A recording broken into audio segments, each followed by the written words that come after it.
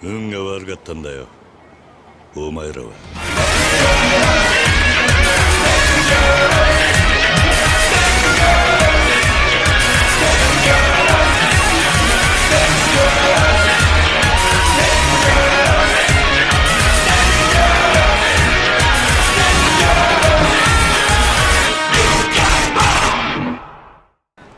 So I do want to read an excerpt from a book called Tokyo Vice, which is a great book that I highly recommend, talking about the history of Kabukicho and gives a very explicit walking tour of the kind of place that Kabukicho, again, sorry, is.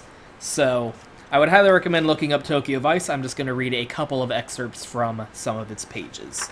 Starting on page 140. Kabukicho used to be the largest and most volatile and profitable red light district in Tokyo. Under Governor Shintaro Ishihara, the Tokyo Metropolitan Police Department has made a concerted effort to clean it up, leaving it a shadow of its former self. The impetus probably was the horrific fire at the Meisei 56 building in September 2001, which killed 44 people. The building was owned by Shigeo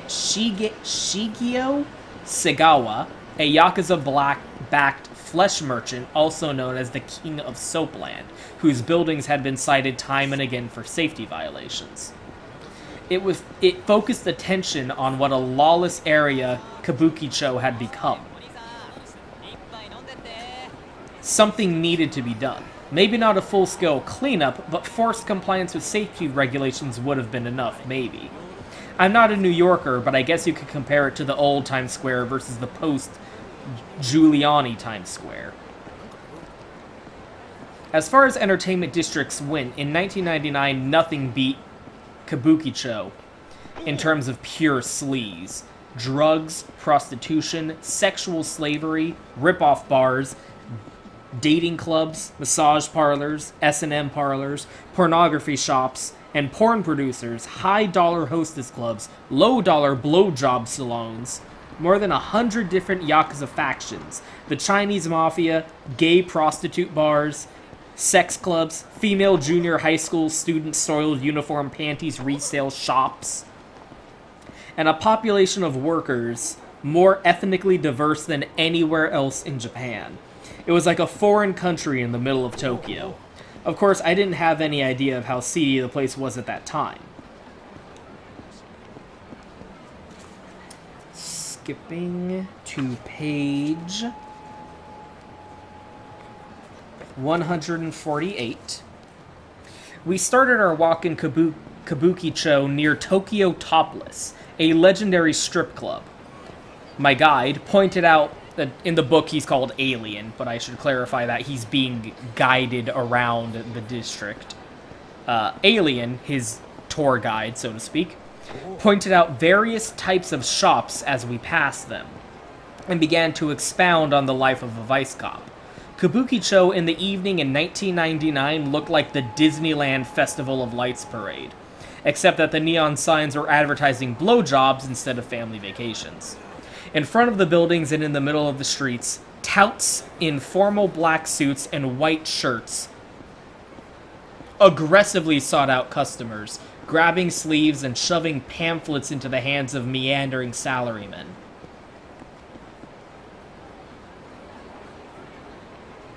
From some of the buildings, loudspeakers vomited out the husky voices of women advertising sexual pleasures beyond imagining.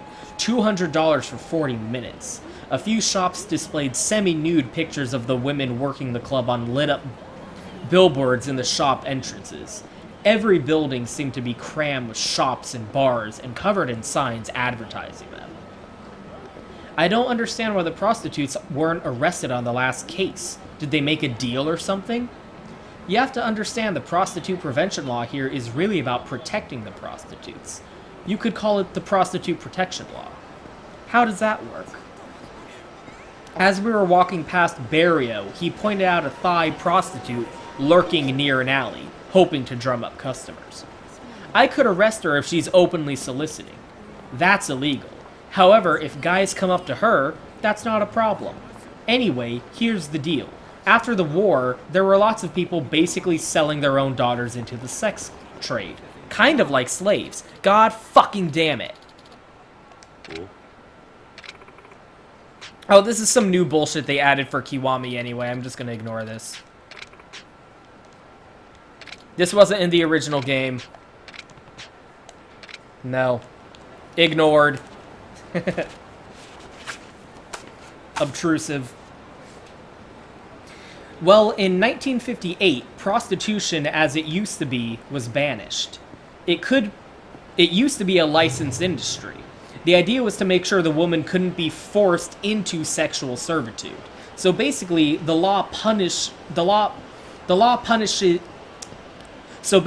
people the law punishes are the pimps. The brothel owners and the guys who solicit the prostitutes. The idea at the time was that many of the women in the industry were being coerced into it, and if you punished them, it would be punishing the victim. Plus, no one would ever come forward to the cops. For the John and the hooker, there's no punishment. If the woman is under 20, we might put her in a shelter. Why doesn't the law punish the customers? Wouldn't that discourage the trade? Sure it would. But who the fuck do you think wrote the laws? Guys. Hell, in 1950s, probably half the diet was frequenting Soapland. Soapland was a blind spot in the Japanese entertainment law. In those places, the customer was bathed and blown by the girl, and then, if the two of them hit it off, they could go into another room next door and have intercourse. The intercourse wasn't included in the price of admission, and wasn't guaranteed, so technically, it wasn't prostitution. It didn't make much sense to me, but that's how he explained it. It wasn't sex, it was free love. It was a huge social problem, with girls being sold like cattle, and something had to be done. But that didn't mean the guys were going to put their own dicks in the sling. That's how it stands. Gonna try to slink around here without triggering the sub-story. No, no, no, no, no, no, no. Damn it! This is a short one, but I'm still gonna reject it for the time being. Then.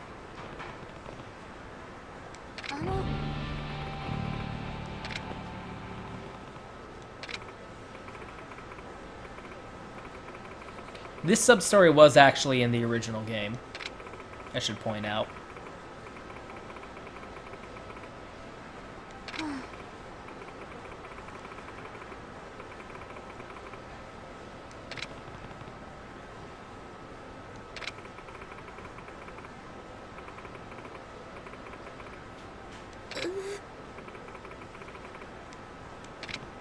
Now, hey, I guess this is relevant to the passage I just read.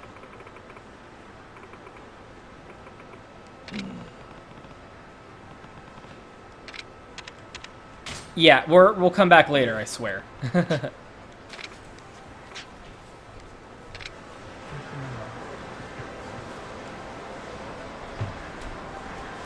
So, trying to continue on page 150. So there's no punishment for being a prostitute or sleeping with one. What about all the other stuff that goes on here? That's got to be illegal, right? Nope. The general rule is that as long as it's not straight intercourse, a store or shop can offer any kind of sexual service you could want. Just as long as it's not vaginal penetration with a penis. There are zoning issues and stuff, of course. That's why they can advertise, right? Absolutely. In the newspapers, on billboards, on packets of tissues. Check out this storefront.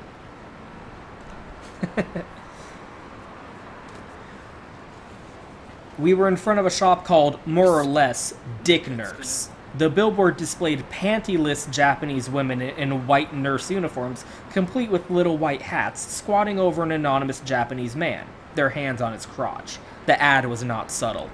30 minutes, 60,000 yen. Our nurses will nurse your lower body back to health. Oh, damn it. These trained nurses will examine and explore every nook and cranny of your body and take your temperature, oral or anal, whichever you prefer. Options available. And this is legal, right? I'm trying to read while I'm fighting some mobs.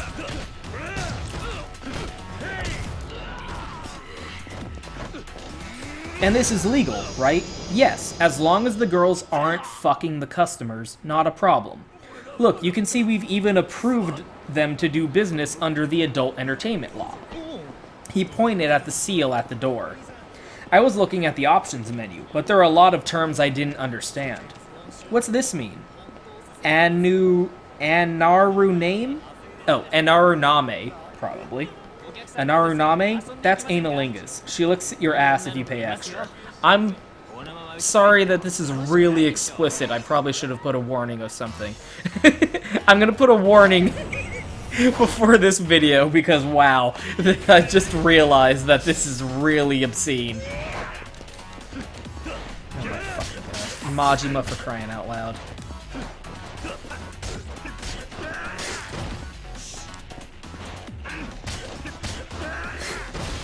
And maybe I should just let him kill me. Because I really kind of just don't want to deal with it.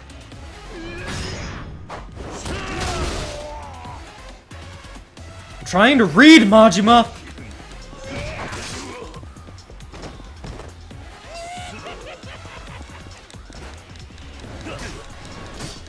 We'll talk about your boss fight later, God!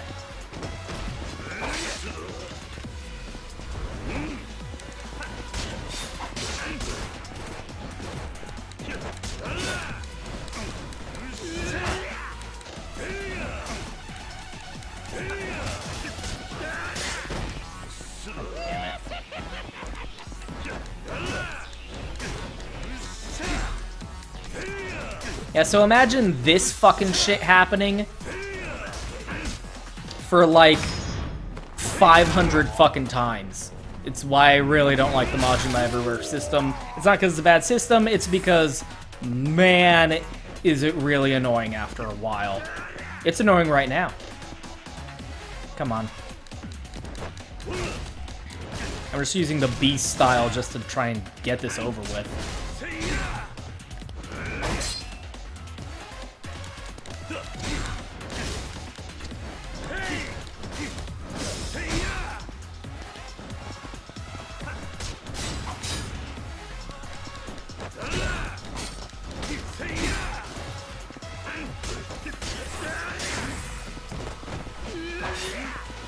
Yeah, maybe if this happens again, I should just let him kill me. Because if Majima kills you as part of a Majima Everywhere fight, he'll just be like, haha, you suck, and then leave. And I have a shitload of healing items. So maybe that would be the best way to handle this. Oh, wrong style.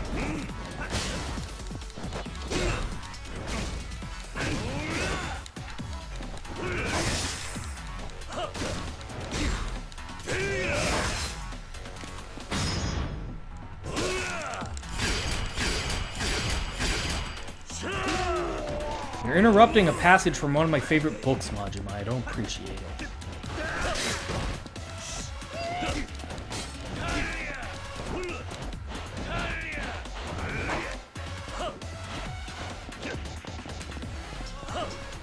I do want to finish this just to show you this is why the Majima Everywhere system gets really fucking annoying with how it's used in this game.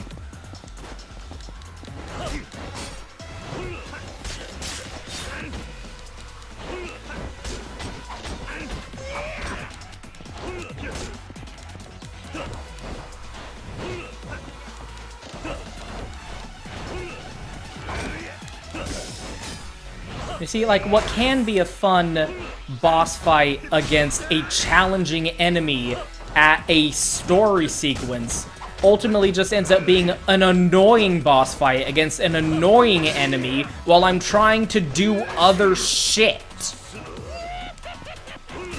An annoying random boss fight with an annoying enemy with an annoying fight-like pattern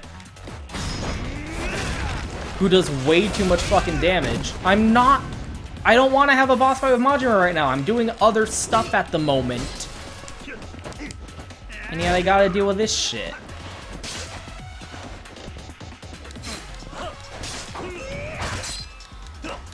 Okay, I have some cheat items here. Look at that. Look at how annoying this is to deal with.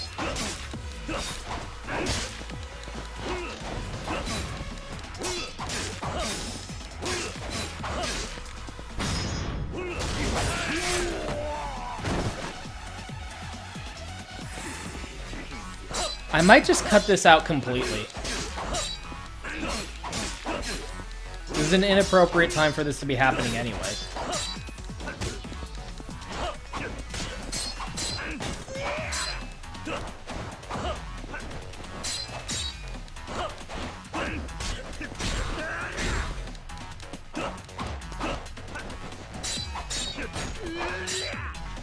Look at how fucking... He's like so close to being done.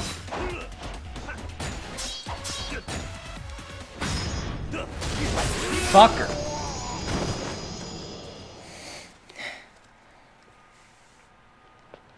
Look.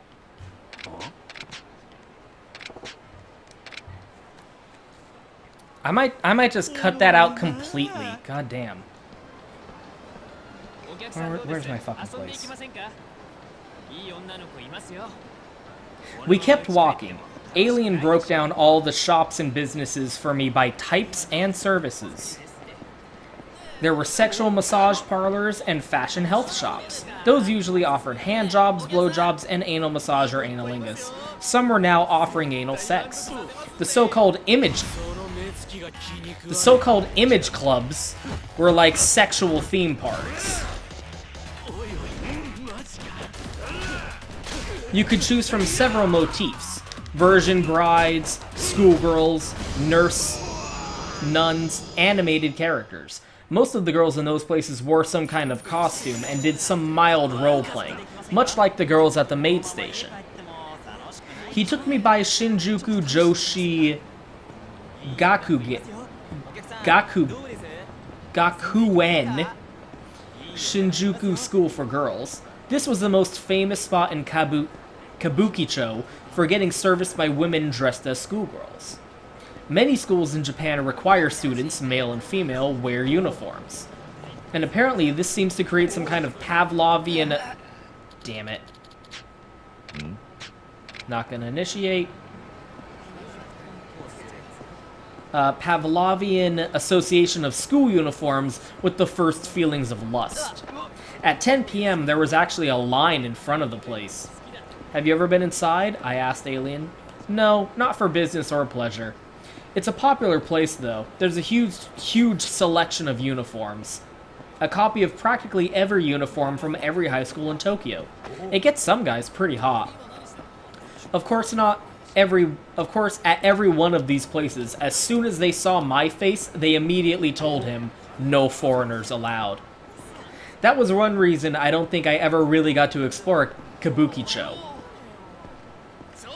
Do I have an item that can tell these guys to fuck off?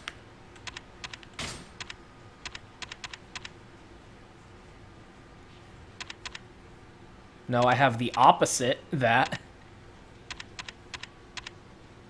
I have items that make them want to attack me.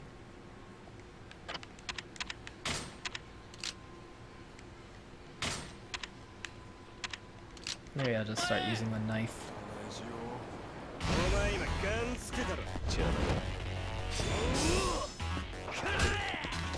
Yeah, I can't block this, fuckers.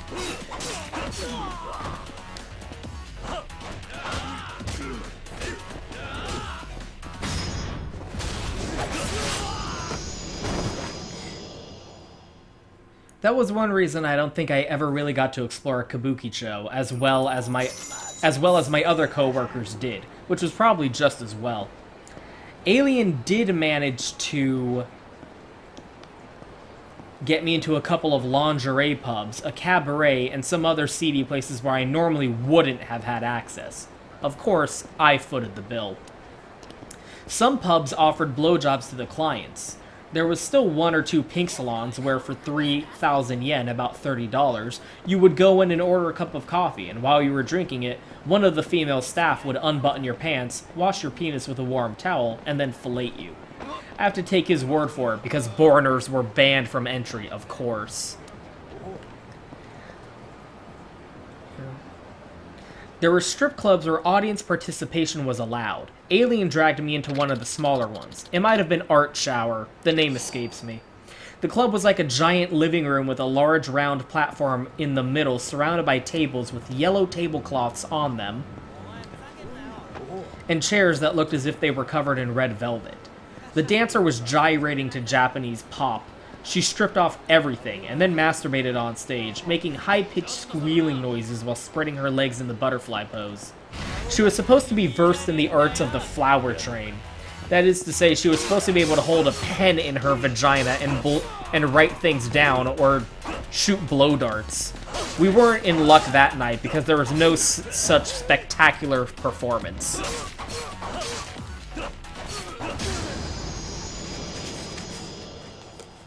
Page 152 for those keeping up. The club smelled of piss, ammonia, sweat, cigarettes, musk, and body fluids. The smell of woman was pungent and powerful. At the end of the performance, some of the customers were invited to masturbate the dancer on stage with a vibrator at the conclusion. We didn't stay long. Alien didn't seem particularly interested in any of it. Yeah.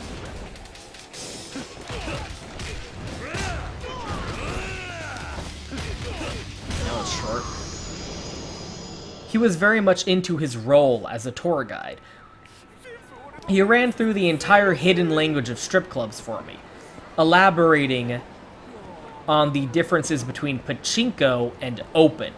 Some of the strip clubs had separate rooms where you could go with the dancer and she would do whatever it took to make you ejaculate for an extra fee.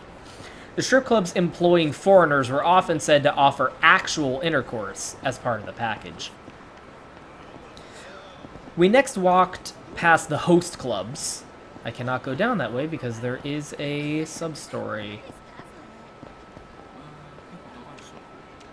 Oh, actually I know which sub-story it is. We next walked past the host clubs. He showed me the giant amusement center office building Furinkaikan, which was where all the local Yakuza congregated during the day and night. There was a giant open space coffee shop on the ground floor. There were more than 100 different Yakuza groups with offices and businesses in Kabukicho, and Furinkaikan was their grand central station and their convention hall. We walked past the love hotels and the Thai prostitutes standing near the park, close to Okubo Station. Iranian males were servicing gay Japanese men in the restrooms of another park in the area. There were several bars staffed by transsexuals, and even a few bars offering drag queen performances. On a narrow road to Koma Station, a pencil-thin building with a sign advertising the Sexual Harassment Clinic caught my eye. Alien said it was another variation of the nurse-themed image clubs. However, it had a real OBGYN examining table with stirrups, making it all the more authentic. The most memorable sex club of the evening was Barrio. It had an actual subway car inside, and when you paid your cash and got onto the train, one of the girls, pretending to be another customer, would board the train and molest you, whisper in your ear, stick her hand down your pants, and perform other lewd acts. For an extra fee, you could take one of the girls out on a date, and she would molest you on an actual train. This was the hot sex club at the time. There was already one or two clubs where men could pay for the privilege of pretending to molest a woman on a subway train, but the role reversal was what made this club such a hit. Amanbo was close to City Hall and supposedly popular with mid-level bureaucrats. They had a... Okay, I'm not going to read that part. Buy the book and read a page 153 yourself if you want to hear... if you want to hear what's at Amanbo. I didn't find any of this as disgusting as I thought I would. However, I passed on the chance to see... I'm literally not even going to say. It's like actually that bad compared to everything else I've said so far. We dropped in at one S&M club. S&M club. We dropped in at one S&M club. Alien knew the owner, a short little bald guy with a ponytail. How are you bald with a ponytail? Who wore a sarong and chatted him up. The owner let me peek at the show behind the curtain. In the center of the huge room filled with 8 or 9 tables, there was a small platform, and on it was a dominatrix clad entirely in leather. Her breasts jutted out of her leather blouse, and her nipples were pierced with what looked like safety pins. Her hair was pulled back in a bun. The only thing not leather on her was a huge white strap-on dildo, which she was using to sodomize a middle-aged man in a navy blue suit. I didn't need to see more. It was time for Thomas to leave. He had seen everything. We went back to the street. That wasn't in the book, by the way. By 1 in the morning, there were several Chinese prostitutes walking the streets openly. They didn't even seem to care whether I was a Japanese or not. I had to peel one off every 5 minutes. Around 2 in the morning, Alien took me to a no-panty shabu-shabu restaurant where half-nude young women prepared beef dishes at your table and flirted with you while you ate. I picked up the tab for that, too. So I get the picture. Well, what is illegal besides actual normal sexual intercourse? Not much. Hardcore pornography, uncensored stuff. You mean it's illegal to sell pornography showing someone getting filleted or something, but it's not illegal to get an actual blowjob? Yeah, that sums it up. You catch on fast. You can do it, but you can't watch it. At least not on your VCR. So what's to enforce? It was hard to understand Alien because the 24-year-old girl serving him his dinner was playfully stuffing her nipples into his mouth. He tongued them while talking. Her moaning, fake or real, made it hard to follow the conversation. Just like these random battles are making it hard to follow this fucking book that I'm trying to read. God damn, they're just obscene. They're just fucking random battles. Like, it's literally every 3 steps. I'm trying to read a book here, people. Well, every now and then you have to take down the places that are blatantly offering intercourse. You have to draw the line somewhere. Obviously, right? Why don't they just make normal sex legal? I mean, you can do almost everything else. Actually, the restriction on normal intercourse makes it more interesting, I think. It forces people to search for new avenues of erotic pleasure. There's a lot of ways to get your rocks off besides the standard screw. He popped the woman's nipple out of his mouth and had a drink. Alien assured me it was a legitimate place. Oh, sorry. After dinner, I was ready to catch a taxi home, but Alien wanted to take me to one more place. It was a Korean massage parlor and sauna. Alien assured me it was a legitimate place. Hey, I'm not going to get either of us in trouble. I come to this place now and then. Kosan will take care of you. This is my treat. The setup reminded me of a place in Omiya. I was led into a small windowless room. There was a massage table in the center and a shelf next to the wall, stocked with various lotions, a basket for clothes, a couple vibrators, a bottle of rubbing alcohol, cotton sheets, and towels. Kosan was wearing a beige nurse outfit and round, wire-rimmed glasses. She had long, white latex gloves. Her Japanese was fairly good, and she had me strip and lie down, and gave me a 20-minute massage using a very clear, sticky massage oil. It was like being rubbed with hot glue. I was face down, and then she had me turn over. I didn't want to turn over, but she laughed and literally flipped me in a second. She commented on my anatomy. She giggled. She told me to wait, and she called in 2 of her friends to look. She and her friends made some comments to one another in Korean or Chinese and giggled some more. Then they left. I caught the word meaning circumcised. The rest of the massage was relaxing, but not unpleasant. The massage was for 40 minutes, so after a total of 30 minutes had passed, I started to get up but she would have none of it. Massage not over. Please wait. Relax. And with that, she grabbed my shaft in one hand and speared my anus with the other. Maybe Alien Cop was testing my sense of humor, my curiosity. I was wondering if refusing the service would be insulting his hospitality. I didn't have to wonder for long. After finishing me off, Ko put me into a shower. Then I got dressed and walked out to the lobby where I met up with Alien. He was glowing. He had something approaching a smile. I thanked him for setting me up with such a good masseuse. What else was I supposed to do? No problem. Now you understand what Kabukicho is all about. Sexual desire. Selling it and satisfying it. As long as the shops don't go too far over the line, they can do whatever they want. Our job as vice cops isn't to put these places out of business. It's to keep them in line.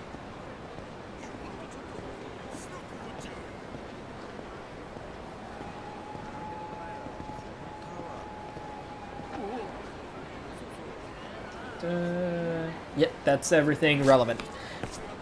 So that is a very explicit excerpt from a book describing the actual location, the real-life location of Tokyo, Japan, that Kamurocho in the game is based off of.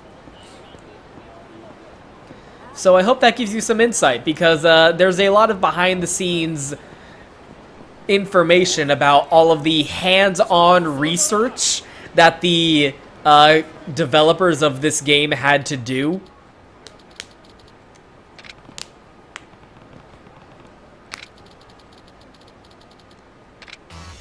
I don't think this is a sub-story.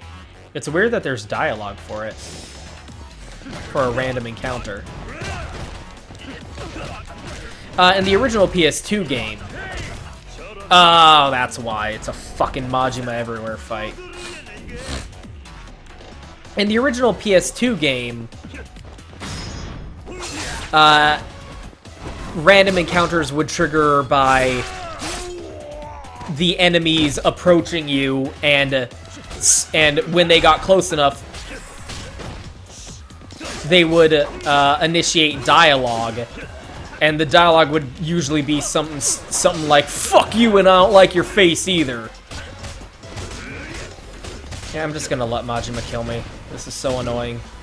This is so annoying.